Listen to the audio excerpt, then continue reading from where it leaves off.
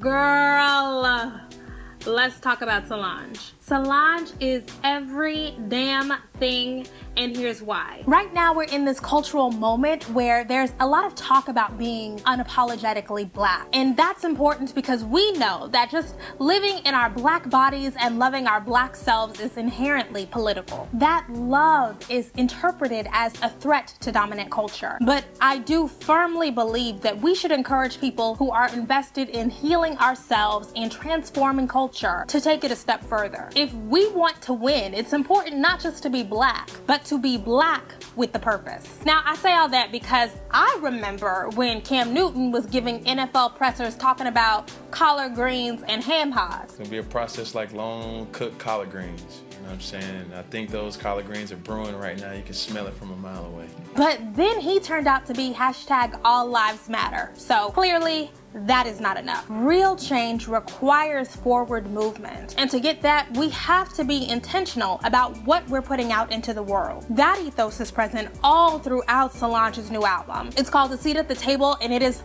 freaking fantastic. It is so good. Now, she calls it a confessional autobiography and meditation on being black in America. She's been really clear in the interviews that she's given so far about the album that she doesn't believe that protest is just marching in the street. That protest can also be creation. So that's a really good starting point to begin digesting this album. A Seat at the Table is beautiful and moving because of its emotional expansiveness. It's not just pain, it's not just trauma. Take a look at the video. When Solange is dancing with Sampha and Don't Touch My Hair, that is pure joy. What you say to me? What you say to me? What you say to me? What you say to me? When she's surrounded by her homegirls in Cranes in the Sky, that's about the love that you get from your community. I wear my credit card below. Thought a new dress would make it better.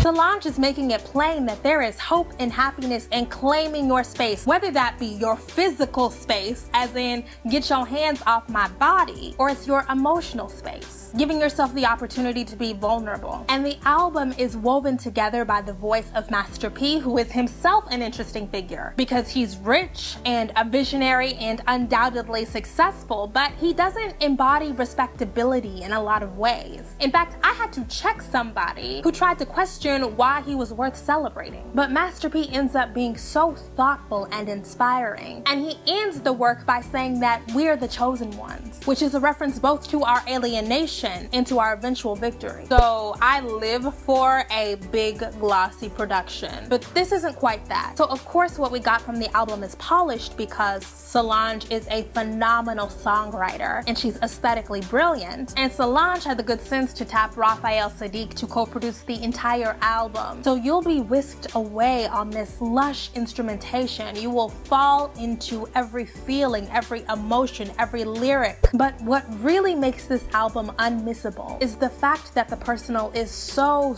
political for Solange. So I do actually think that it can be useful to compare Lemonade to A Seat at the Table. They are both brilliant works independently, but they are intimately connected. Both of these works are by black women who are taking us on a journey through emotional self-determination. Beyonce, she intentionally obscures those boundaries between the personal and the performance. You never know how close you're really getting. She's like a magician. It might be an illusion, but it feels real because she's that good. But with Solange, that ambiguity is just not there. So it is a different experience. I get emotional every time I listen to Cranes in the Sky because I know that she wrote it, I know that she arranged it, she's talked about the process of making it. It feels intimate. You know when you're listening that you're getting unvarnished vulnerability. And for black women, the stakes are so high. Whenever a black woman artist really takes you there, you know she's putting something on the line because we saw what happened to Lauryn Hill. But a crucial part of liberation is taking off the mask. It's not being afraid to broach those subjects, to expose your sensitivities. So Solange is getting real about the complexities of black womanhood, about black girl magic, about healing, about hurt, about doubt, about beauty politics. And honestly, despite all of the BS, there is no better time to be a Black woman or a Black girl. We have all of these creators making all of this work that speaks candidly to our experiences. They're doing it in ways that we don't often see. And it's not just about them blazing new trails. It's about them building on the foundations that have been laid by the Black women creators who come before. It's that work that allows us to express ourselves more freely. That's why it's so beautiful. It's about continuing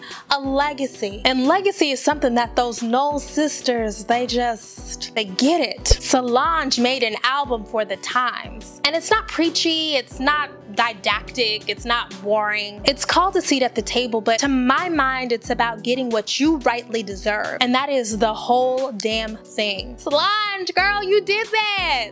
Thank you.